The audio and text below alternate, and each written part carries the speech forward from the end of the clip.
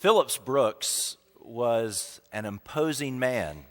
He stood 6 feet, 6 inches tall, and he was considered one of America's finest preachers. He pastored the Holy Trinity Church in Philadelphia, Pennsylvania. And during his first few years there, he recruited a real estate broker named Louis Redner to serve as the organist. Now, they were quite a duo. Under their leadership, the church experienced phenomenal growth. In 1 year alone, the church membership grew from 30 to 1,000. Now, part of the draw was Reverend Brooks himself. He was one of the most dynamic speakers of his day. He was even given the honor of preaching the funeral sermon for Abraham Lincoln. But after preaching that sermon, he asked his church for a sabbatical because he was exhausted from his work. He desperately needed some time for renewal. And he found this by traveling to Jerusalem. On one particular day during that sabbatical, it happened to be Christmas Eve, he rode on horseback to Bethlehem, where he worshiped at the Church of the Nativity. Now, worship on Christmas Eve started at 10 p.m., and it didn't end until 3 in the morning. Now, aren't you glad our Christmas Eve service doesn't last that long? Well, worship was quite meaningful for Reverend Brooks.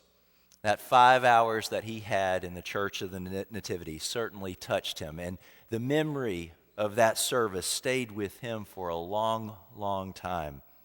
3 years after visiting Bethlehem, as he was preparing for Christmas in his own church, he decided to write a poem that would capture what he was feeling when he stood at the place or near the place where Jesus was born. And he named his poem, as you might guess, O Little Town of Bethlehem. And then he handed these words to his trusted organist, Louis Redner, and said, "Louis, why don't you write a tune for my poem? And if it's a good tune, I'll name it after you. I'll name it St. Louis." Now, Brooks certainly hoped that Louis would come up with a good tune. He also hoped that it would be ready in time for the church's Christmas program. But Louis struggled with this project. And the creative juices he just couldn't get flowing. And then the day before the Christmas program, he still had nothing to show for his work. He was ready to give up on it. And so he went to bed that night with nothing to show. But during the middle of the night, he woke up with inspiration, and he wrote down the melody that had come to his mind. And then just as quickly, he went back to sleep. The next day, 36 children sang O Little Town of Bethlehem. Now, this carol, I think, has become a favorite for many of us. And one of the themes from this song that sticks with us is that Bethlehem is a little town. Now, that small detail reminds us that God often works through minor things in life to accomplish great purposes. The first verse says as much. Let me read it to you. O little town of Bethlehem, how still we see thee lie. Above thy deep and dreamless sleep, the silent stars go by. Yet in thy dark streets shineth the everlasting light. The hopes and fears of all the years are met in thee tonight. While Bethlehem was a little town, it wasn't insignificant.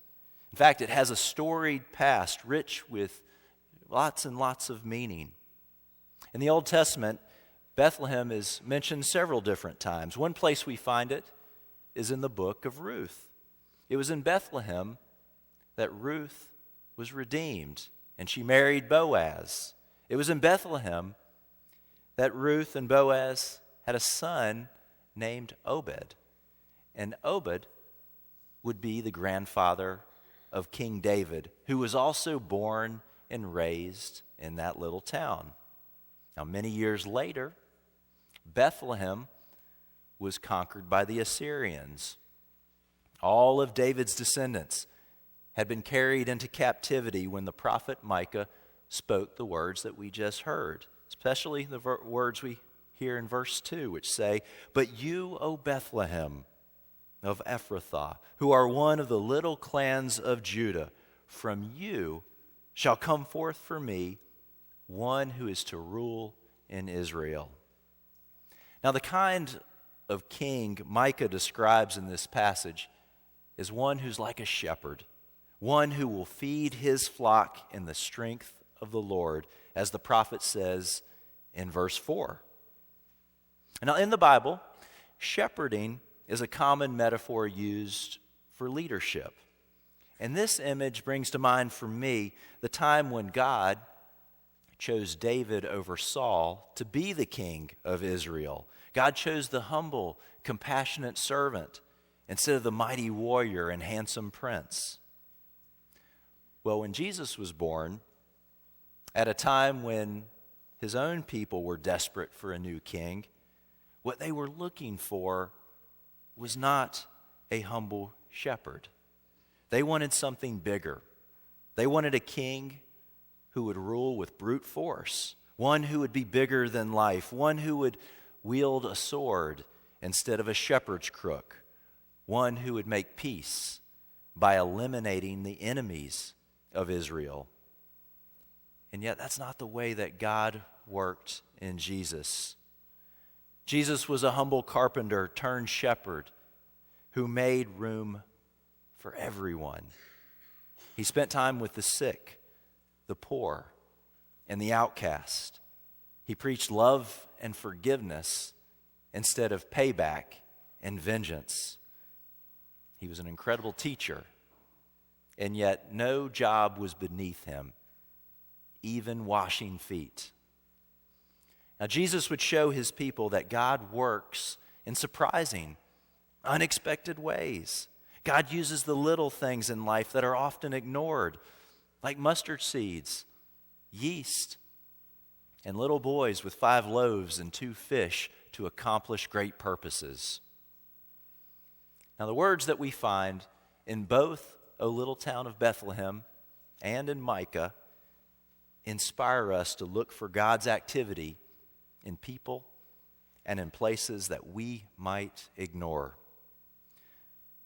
So don't overlook anything, because more often than not, God can be found in the little things and little places of life. It's just the way God works.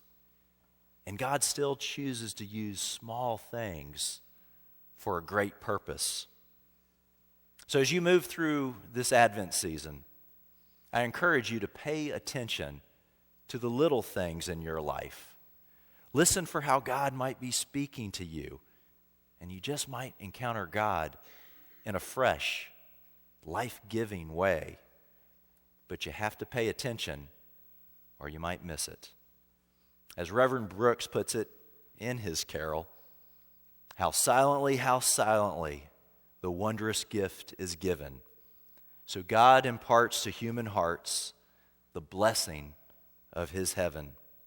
No ear may hear his coming, but in this world of sin, where meek souls will receive him still, the dear Christ enters in. Amen.